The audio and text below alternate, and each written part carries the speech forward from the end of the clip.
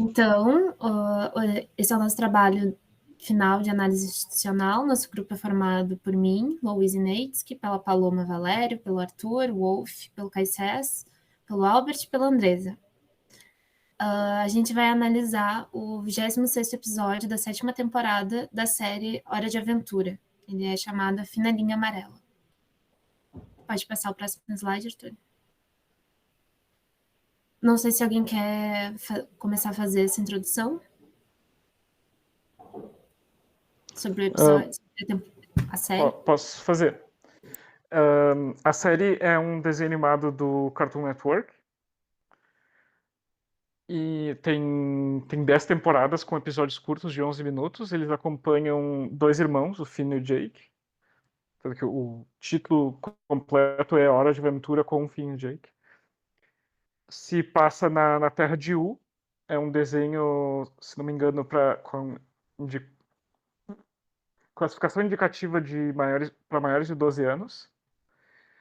Mas, mesmo assim, ele aborda várias temáticas mais pesadas e, ao longo das temporadas, o protagonista Finn vai amadurecendo e vai mudando a visão do mundo e a gente vai vendo as coisas diferentes junto com ele. Começa a série com ele tendo 12, 13 anos e acaba com 17.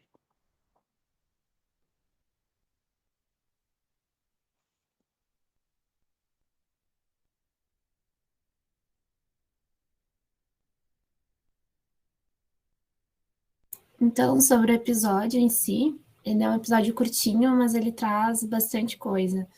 Essas duas imagens que estão aqui são o início do episódio, onde o Finn e o Jake estão andando e encontram uma pichação, não é a mesma palavra? Pichação é quando é vandalismo, mas enfim, encontram essa arte na parede, esse grafites, essa arte na parede. O Finn acha aquilo horrível, que seria um crime, e o Jake acha interessante. Aí eles estão andando, eles encontram ali, tá na imagem, um guarda-banana pichando e vão atrás para ver quem era, descobrir quem era que estava fazendo esse crime. E exatamente isso, essa diferença, bem como tu falaste, né, Lou? Que eles acham que é uma pichação, quando na verdade é um grafite. Mas na visão do Finn, ele acha como seja algo criminoso, né? Desrespeitoso, mas o Jake já acha como seja uma arte, né? E ele já diz 2 vezes que é uma arte, né? Que ele não acha como fosse uma coisa criminal. Eu acho incrível que eles começam um episódio mostrando a dicotomia entre os dois. Um tem essa visão mais liberal, enquanto o cachorro tem uma visão totalmente inocente de mundo. Ele vê que aquilo é uma maravilha, é uma beleza, enquanto o Finn representa ali um super-ego da vida. E exatamente sobre isso, no finalzinho do episódio, é engraçado como tudo vai se dando, e eles começam um processo para se infiltram na guarda-banana para descobrir quem é que era, e aí aparece o cachorro, o Jake, dizendo que é isso? E já achando que aquilo era horrível, que tinha que encontrar o culpado, e na verdade ele que achava que isso era não, mas é lindo. Ele já se transforma e acha que isso é bem ruim. Vocês querem passar para o próximo? Eu ia destacar também que durante essa parte eles observam que as pichações eles são desenhos da princesa, né? A monarca do reino. E eles acabam reportando isso para ela e é ela que faz essa exigência deles entrarem na guarda-banana. Mas enquanto eles dois têm opiniões sobre isso, tipo, isso é bom, isso é ruim, ela apenas diz que isso é interessante, assim, deixando ambíguo qual é a opinião dela, assim. Essa parte eu achei genial. Deusa da guerra. E o Finn tenta conversar com a princesa, né, para saber se ela mesma não quer conversar com os guardas, e ela diz que não, que eles têm uma visão totalmente diferente dela pelas coisas que ela já tinha feito no passado, que eles teriam medo dela. E ele pede, né, no caso, para eles se infiltrarem para tentar descobrir. Não quer por ela mesmo, sabendo que eles vão ter uma atitude diferente com elas, né? Com ela, no caso.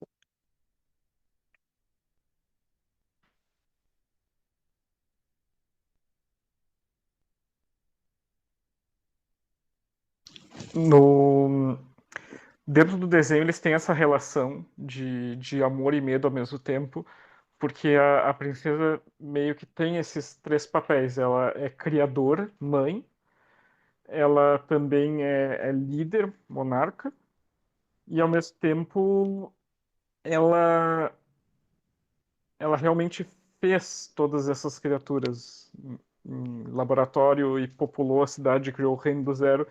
Então ela também tem meio que uma posição de deusa. E vocês que me corrijam, mas me parece que tem uma visão mais estilo Velho Testamento da deusa punitivista, não? Eu acho que absolutamente. É muito Velho Testamento, aquela representação do medo. Então, ela mesmo vem como a sua redentora, passando a mensagem de paz e de nova forma, como foi o Novo Testamento.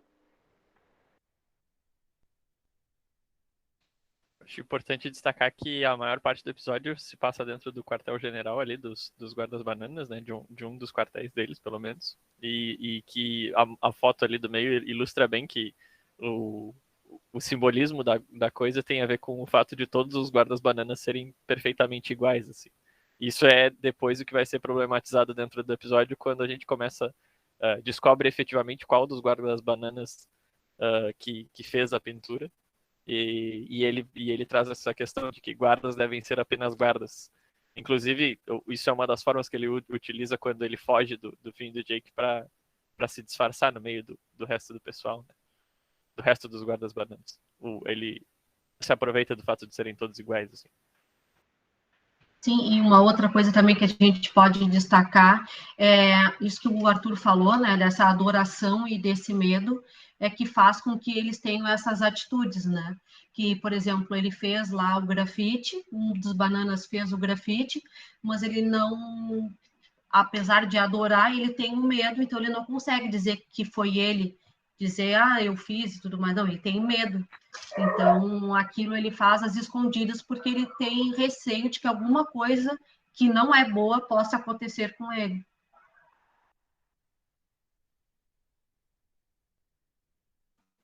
E nessa comparação, me parece também que não é só uma questão de medo, mas talvez de culpa. Ele concorda que ele deveria ser só um guarda, mas ele tem esses impulsos de criatividade, essa necessidade de se expressar graficamente. E uma necessidade que é completamente contida pela imagem que se tem, né? O que se instituiu que tem que ser a guarda banana. Eles devem ser apenas guardas, eles devem apenas servir como policiamento e nada mais além disso, porque senão eles vão ser destruídos pela princesa, ela virá com seu grande poder e destruição sobre eles. E uma coisa que a gente tinha comentado, que a gente pode trazer agora, acho que foi ontem que a gente comentou, que isso, a gente, no caso, quando eu estava lendo, me chamou a atenção para fazer uma correlação com a Sociedade da Disciplina de Foucault, né, que onde reprimiam todas as diferenças eram reprimidas. Então, os bananas, eles precisam ser todos iguais, qualquer diferença ali não cabe.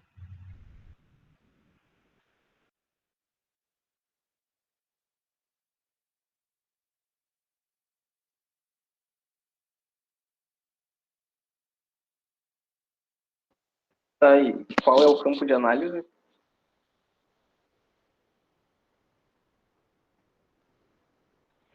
Vai lá, Albert.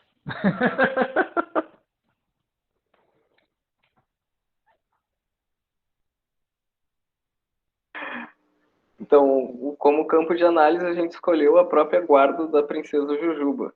Então, o trabalho vai ser a partir do ponto de vista dos indivíduos bananas, nessa visão que eles têm dela, e sendo ela essa própria figura dicotômica, que é boa e ruim, é cruel e é bondosa simultaneamente. Agora, acho que podemos ir para o próximo slide.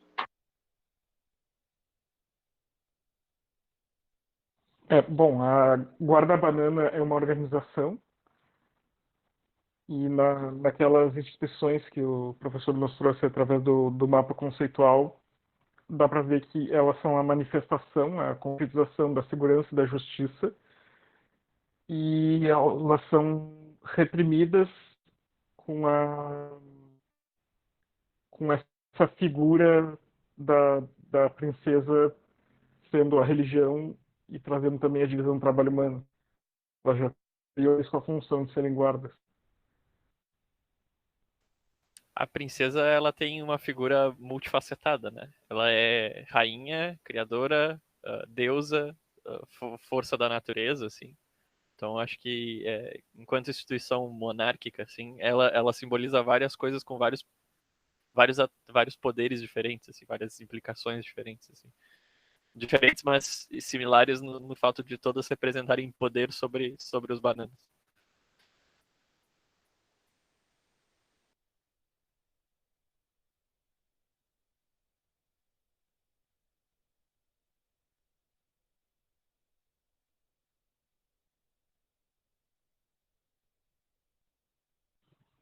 Eu passo o slide?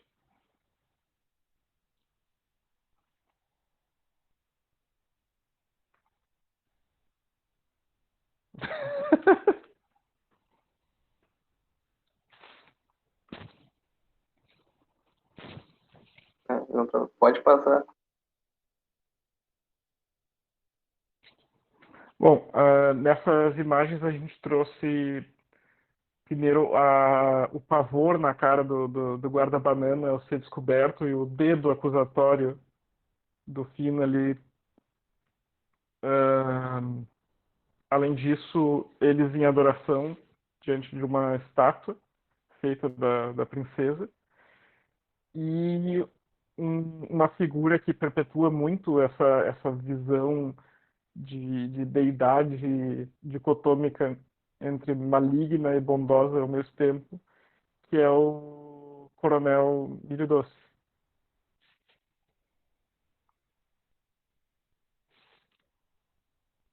E aqui também a gente pode chamar a atenção que é quando inicia a alteração de conceito dos personagens, né? Que enquanto um estava dizendo que aquilo era um crime, o outro dizia que não, que aquilo era uma arte, e aí as abordagens se invertem e eles começam a querer prejudicar o banana que fez o grafite e o outro começa a se identificar também como um artista. Também o Coronel Milho Doce, ele também está nesse papel, claro que também está numa posição de poder entre a guarda e a princesa, mas ele também é mais antigo que os guardas bananas, e tem uma história que é o que acaba trazendo, provavelmente, essa imagem da princesa como com essa dicotomia de ser boa e ruim, de ser uma força instituída, mas também uma força instituinte, porque no final é ela está preocupada com os guardas, ela acha muito bonito, ela quer descobrir quem foi o guarda que fez a pintura para pintar um mural no castelo. Então, ela age como essa grande dicotomia. E um pouco disso se dá na própria criação da Guarda Banana. Antes, assim, nas outras temporadas anteriores, existia uma outra guarda que eram os chicletões. Isso, né, Arthur? Me corrige qualquer coisa. Era uma guarda de robôs, era uma força policial muito 100% eficaz, violentos demais, e por eles serem tão eficazes, tão violentos, ela acabou destruindo eles. Então, essa própria ação dela destruir esse outro exército e criar a Guarda Banana, que o próprio nome mostra, eles são bananas, eles são meio bobões, eles são eficientes, mas não são tantos, eles não são tão ruins, digamos assim. Criou também essa imagem dela como realmente esse medo que eles têm, que ela vai me destruir, a gente não pode ser, a gente tem que adorar ela, ó misericordiosa.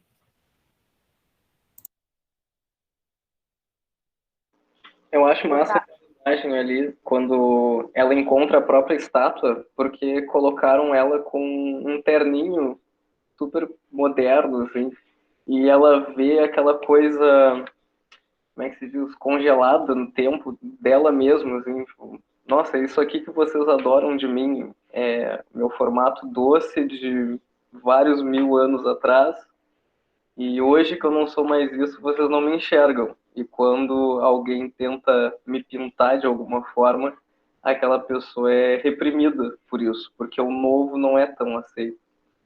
E acho interessante que o agente pastor, ali, o guru religioso, ele é diferente dos bananas. Ele é um outro tipo de espécie, de ser. O Arthur, não sei se tem alguma ligação da série com o que Outro tipo de doce. Tá, ele é só outro tipo de doce. É. Tá, pode crer. Bom, mas ele é um outro tipo de doce aparentemente antigo. Então é ele o ancião que guarda as histórias terríveis que tem para contar sobre a princesa. E ele é o mediador de toda aquela doutrina ali que eles têm. E também nessa parte do episódio aí, eu acho incrível que eles falam que um único desvio genético e você poderia ir para a sarjeta também. E até então, durante o episódio, não aparecem bananinhas fêmeas. E no momento que isso acontece, a pequena variação genética pode te colocar na sarjeta, eles mostram que tem várias bananas diferentes. Não é só os bananinhas que aparecem o episódio inteiro. E então, qualquer variação que saia da norma que está imposta pode ser um grande problema, né? Inclusive, teu gênero, tua cor, ou a tua personalidade, ou a tua forma de se manifestar.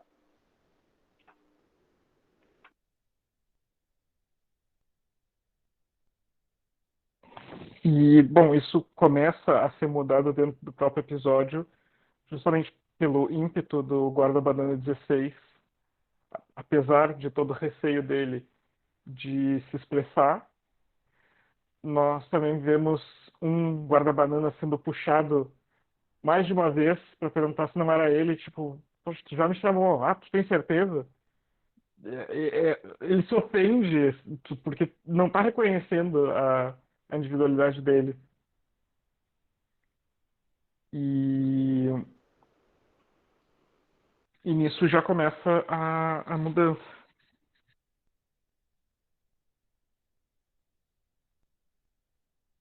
Eu acho massa nessa parte que eles falam assim, eles vão cometer crimes.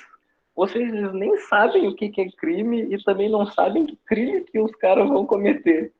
É simplesmente a palavra ali, ela já é uma força tão grande em cima deles que já é algo ruim, mesmo que eles não saibam o que é. Da mesma forma a princesa Jujuba, porque eles nunca conheceram ela pessoalmente, mas eles têm aquele ídolo, aquela faceta dela ali que eles adoram e entendem até então o que é. É como, acho que daria para colocar isso como até a demanda, né? Eles acham que sabem o que precisam, o que deve ser reprimido, o que deve ser adorado, enquanto isso é criado pela própria forma de se organizar ali dentro da guarda-banana. Eu acho que essa parte é bem como na sociedade, né? Ver as pessoas que estão abaixo da superioridade como criminosos ou que eles fazem tudo iguais, né? E essa parte deles falar que eles vão cometer crimes, eles não têm a visão do que é o mundo fora do que eles têm ali. Então, para eles, tudo que é fora do normal já é um ato de crime, né? Então, eles estão bem presos numa caixinha que for posta para eles. E enquanto esse fato, esse acontecimento explode ali, mostra que realmente cada um tem uma subjetividade diferente, né?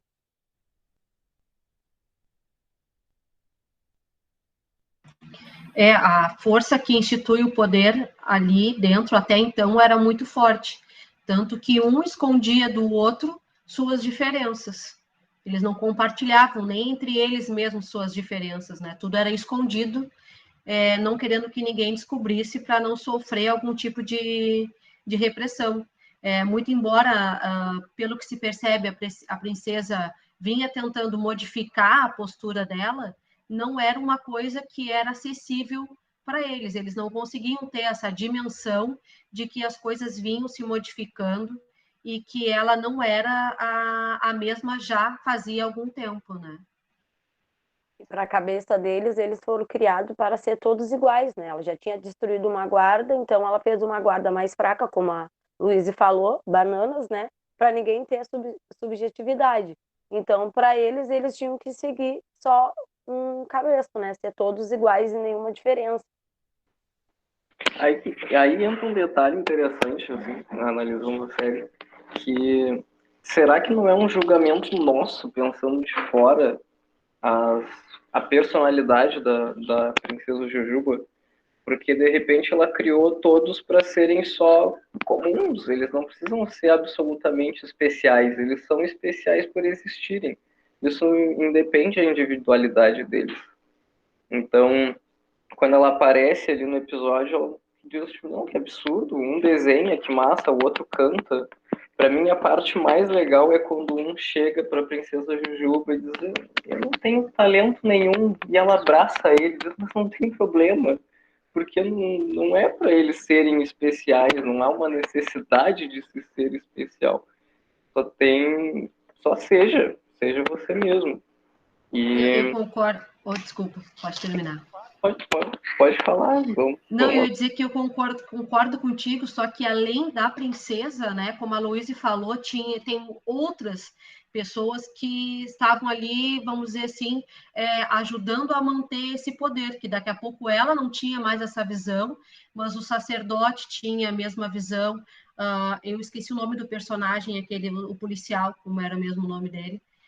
Ele também exercia um poder sobre os bananas que impedia que eles tivessem a sua liberdade, a sua subjetividade, né? Então, eles não... Né? Exatamente, ele pelo amedrontava medo... ele. Era o poder, ali vem o medo, e eles não conseguiam, e achavam que tudo aquilo ali, então, era, vamos dizer assim, normal. E tudo também vinha em razão da vontade da princesa. Uma vontade da princesa que, na verdade, era mediada por alguém que tinha uma lembrança de um desejo da princesa muito anterior. Além dele ter uma série de valores de conservadorismo, de manter como as coisas eram. Tem outro episódio que ele fica insistindo para entrar numa guerra, não tem opção de paz. Por quê? Porque ele é um soldado, ele tem que fazer isso. Tem outro tipo, o que aconteceu com os garotos chicletões? Aqueles caras eram bons. Sendo que eles eram extremamente truculentos e violentos. Na realidade, é ele que tinha essa visão, né? E ele passava para os outros. Ele queria que fosse daquele jeito e manipulava para ser, né? A cabeça deles, a minha não tá, tem que ser assim, ela é desse jeito.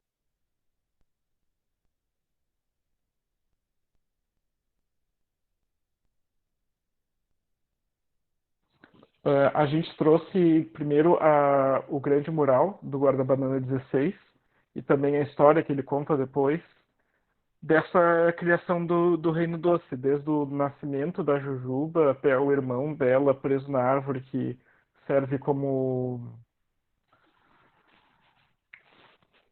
o ponto inicial da cidade, eu esqueci. Obelisco. Trazem um monstro que assombra o castelo de noite, que na verdade é só uma amiga dela. Os irmãos que ela aprisionou, os experimentos dela de abrir um dos doces como um Frankenstein, e a figura dela que emana luz e ao mesmo tempo sombria, é, é terrena, mas ao mesmo tempo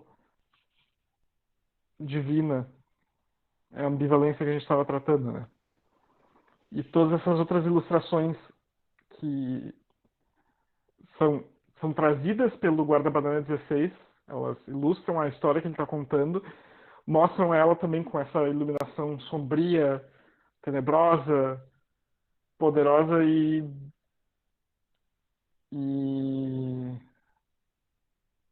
fria.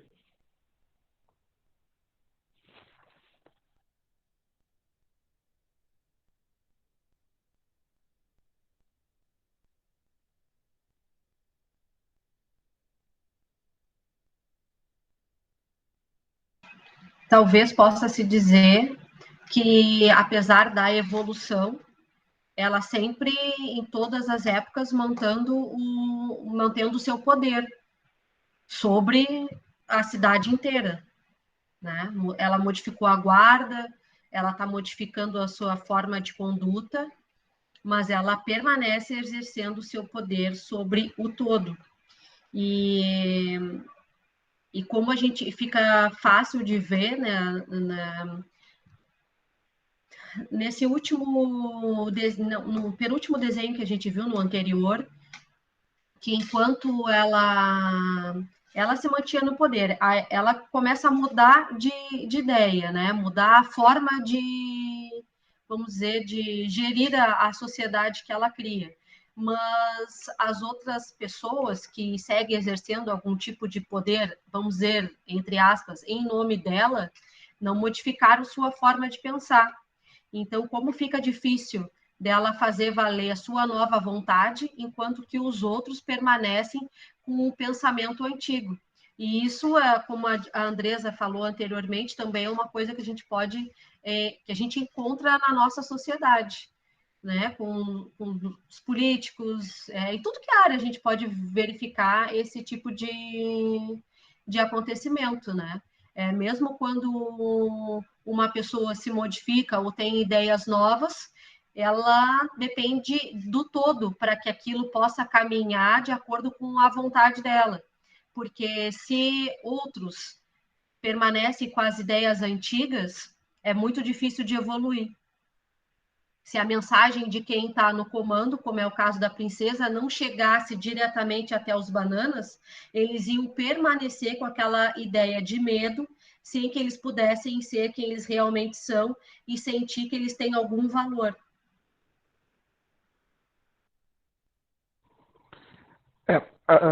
Essa apresentação da Jujuba quase como uma força da natureza, não sei, não lembro se foi o Albert ou o Caifés que trouxe esse posto dela, parece bastante a nossa percepção do nosso capitalismo naturalizado, que é assim, que sempre foi, que sempre será.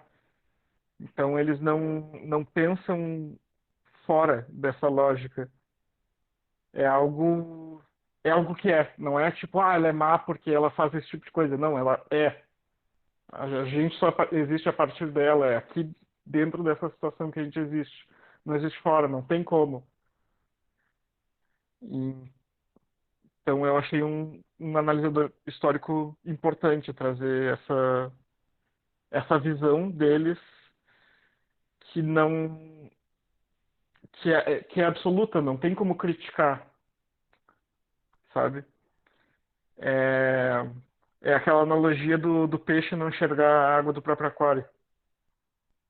Eles estão imersos nisso.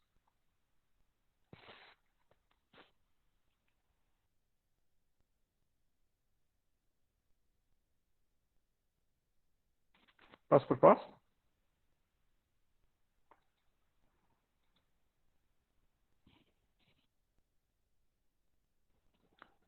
Bom, possíveis intervenções. A gente, no final do episódio, já aparece uma possível intervenção sugerida, que é a princesa descendo do palanque, pisando no chão, tem um close no pé dela tocando no chão e todo mundo. Onde ela cobre a estátua e conversa cara a cara com os guardas banana, onde eles vêm contar quais são os talentos, os dons deles e mostram e se divertem fazendo isso.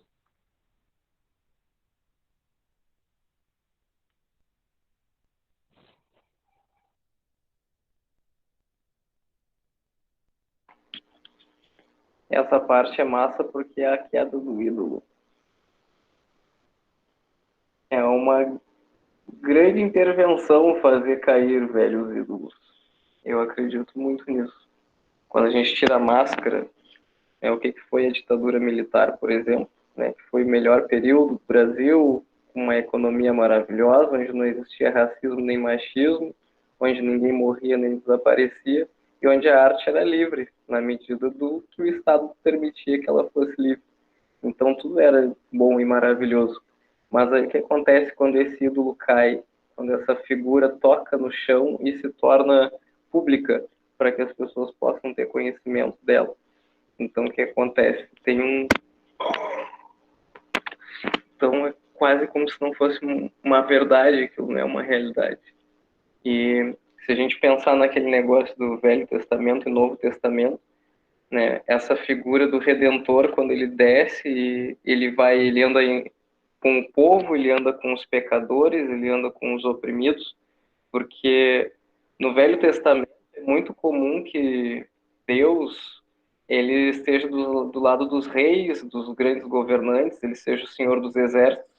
Então, quando a representação de si mesmo como seu próprio filho vem à Terra, ele diz, não, peraí, eu não sou o Senhor dos Exércitos, eu não quero oprimir ninguém, eu não sou rei dos judeus, não sou rei de nada, na verdade. A questão é amar ao próximo como a si mesmo, adorar a Deus como um Senhor bondoso e dar a César o que é de César. E arremesse com força. Então, eu achei magnífico essa simbologia que a princesa Jujuba apresenta no fim do episódio. E acho que seria uma intervenção maravilhosa. Assim, um dos meus comentários foi anotar que num lugar onde todo mundo acredita que é absolutamente igual, mas que sabe que tem uma pequena diferença, porque ainda que ele seja igual ao outro, ele não é o outro. Né? Como a gente poderia ressaltar essas individualidades num lugar onde não acontecem esses eventos? Então, se um grupo de interventores aparecesse lá, qual seria a grande ideia de uma possível intervenção? A gente podia fazer um show de talentos, cara.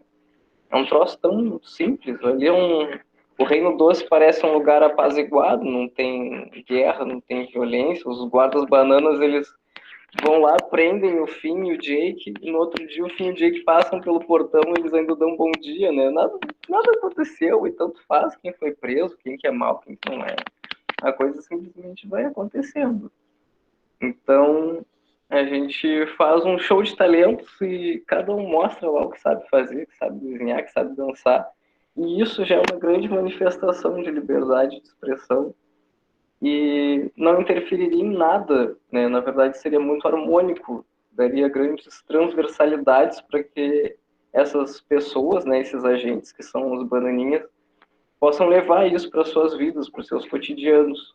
E aquilo pode vir a se tornar um evento, pode ser uma atividade grupal, né, que acontece, como é que se diz, sazonalmente. Hoje nós vamos celebrar nossas individualidades e o resto da semana a gente vai lá, segunda, terça, quarta, quinta e sexta, guardar o castelo.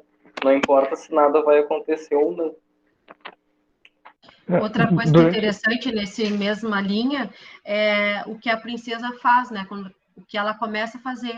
E é um tipo de intervenção, do reconhecimento de como se uma autorização para aqueles que são, para que todos possam ser um diferente do outro. Porque na nossa sociedade mesmo, todos somos diferentes, mas algumas diferenças, vamos dizer assim, que para uma sociedade mais antiga, alguma coisa agride. Então, quando tu passa a reconhecer aquele grupo diferente, é uma aceitação que faz com que todos os outros comecem a se questionar e a pensar diferente. Porque, às vezes, tem um grupo que é mais antigo, que tem ideias muito conservadoras, não conseguem enxergar outros grupos de forma diferente. Então, a partir de alguém que é reconhecido por todos como a princesa, ela começa a fazer esse reconhecimento desses que são diferentes, todos os outros, de repente, até mesmo o senhor aquele, o policial, vai começar a modificar a forma dele de pensar para aceitar os outros, né? Não sei se eu me fiz entender agora com essa minha fala, mas é mais ou menos isso. E, inclusive, essa intervenção que o Albert falou seria muito boa por permitir essa individualidade que já existe. Porque no episódio, assim, mais do meio para o final, quando eles estão nessa perseguição dentro do quartel, é muito interessante que tem individualidade, eles escondem isso muito. E eles começam a perseguir isso e começam a ficar loucos, tipo, meu Deus, escuta um barulho de cavalo, aí um guarda sai pro outro canto, aí finge que não tem nada. Então, essa individualidade, ela já existe. Como aparece no final, cada um tem muitas coisas. Tem o que produz legumes hidropônicos, o que sabe dançar, o que sabe tocar muito bem. Então, fazer algo que dê essa permissão, que tire um pouco essa imagem dual da princesa, que é essa imagem de poder instituído, de monarca, de ruim, para, na verdade, eu quero o bem de todos, eu só fiz tudo o que eu fiz com outros motivos. Essa imagem que vocês têm não é bem isso, não é por isso. Então, essa permissão seria bem boa, né? É engraçado falar isso de um desenho onde todos esses que a gente está tratando são doces falantes, mas é a humanização da princesa, né? Que falta ver que ela não é ela é uma figura contraditória, como na verdade somos todos. A gente tem valores e a gente não consegue cumprir eles à risca de forma absoluta. A gente cede, a gente modifica. Ih, gente, já está 10 minutos finais. Uma coisa que me remeteu bastante é que toda essa lógica e essas expressividades e tudo mais eram feitas em ambiente de trabalho. Quando vê estimular uma vida além da guarda seja bastante importante. Me remeteu a Admirável Mundo Novo, onde era mal visto qualquer coisa que fosse individual. Era socialmente nojento tu sentar e ler um livro. Não tem como fazer isso com outra pessoa. Tu pode estar de corpo presente, mas tu não está fazendo com uma pessoa. Então, talvez isso fosse interessante, em vez de todos dormirem num grande galpão com beliches, que eles tivessem mais espaço pessoal, que eles tivessem tempo fora do quartel, que isso fosse estimulado de algum jeito. Sim, com toda certeza, essa aí é uma possível intervenção, né? Porque o quadrinho, ele traz algumas possíveis intervenções já, né? O próprio quadrinho traz. Mas essa, com certeza, é uma boa intervenção. E como tu tinhas falado ali no Admirável Mundo Novo, é aquela coisa, né? Eles não podiam ter sentimentos. Então, talvez, eu não sei como é que funciona com os bananas, Arthur, se tu pode nos trazer isso, se existia isso ou não, ou se até essa forma de sociedade era bem parecida com o Admirável Mundo Novo ou não. Mas com relação ao que o Albert falou, né, não tinha bananas meninas, né? Só tinha eu acho que não, né? Não tinha. É uma parte do episódio, sim. Vai aparecer as bananinhas fêmeas lá pelos 2 últimos minutos, eu acho. Um pouquinho antes. Porque ele dá essa entrada assim, magnífica a uma configuração genética diferente. E aí ele começa, então, a mostrar as bananinhas fêmeas, mulheres. É engraçado que se não tivesse isso no desenho, tu podia partir do princípio, durante toda a série, que os guardas-banana não têm gênero. Eles passam a ser os guarda-banana homem no momento que tem guarda-banana mulher. Sim, tem isso. E não necessariamente, né? Eu acho que foi muito proposital isso, porque elas têm peitos, mas isso não representa homem e mulher, eles são doces, são bananas. O que é o gênero para um doce, né? Aquilo ali pode ser recheio. A primeira imagem ali destaca esse momento que que o Finn fala isso, e se a gente olhar bem na direita ali, tem um dos bananas que tem uma superfície de ferro no local do creme doce ali, que normalmente ficaria como chapéu deles. Então já é uma diferença, assim, que só passa a ser notada depois disso que o Albert comentou. E o Albert lançou uma outra ali que eu achei muito, muito interessante, que dialoga com o que o Arthur falou, que é quando tu chamou eles de indivíduos bananas, ao invés de guardas bananas, porque a gente ouve o tempo todo eles sendo os guardas bananas. Então a nomenclatura, a linguagem já define o que eles são, assim. Sempre a função. Exato. Então quando a gente passa a pensar neles só como os bananas ou os indivíduos bananas, a gente abre os horizontes que eles podem ser outras coisas, assim. Ainda e aí trago essa problemática como destaque, assim. No final a gente tem essa intervenção que acontece, né? A gente pode pensar possíveis, mas tem essa intervenção que acontece deles falando das diferenças deles, mas ainda assim tem pontos em haver, assim. Um deles é que a própria Jujuba chama eles de meus guardas bananas, então ela percebe a diferença neles, mas ela ainda tem a posse deles, assim. Se a gente pegar nos nuances da linguagem, assim, ainda mantém essa relação de tipo de poder ou de pertencer. E a outra é a ironia, que a demanda veio dela, né? Então a demanda por saber mais sobre eles veio dela. Então eu fico pensando que traços a gente poderia trazer para a vida real, assim, para instituições onde, por exemplo, uma diretora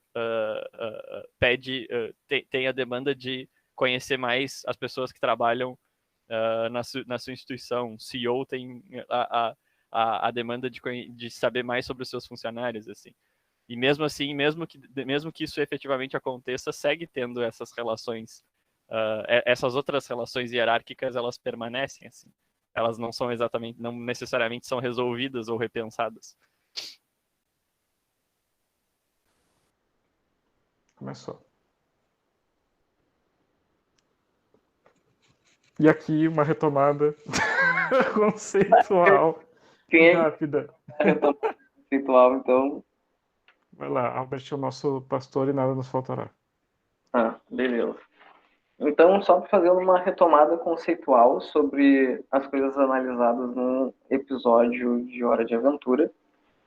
Nós temos como campo de análise o batalhão da Guarda Banana, que é onde se passa a nossa análise e é o grande epicentro de eventos do episódio. Nós temos como dispositivo a infiltração da princesa, o plano dela de poder reconhecer o que se estava acontecendo dentro da onde ela não tinha acesso sobre a organização.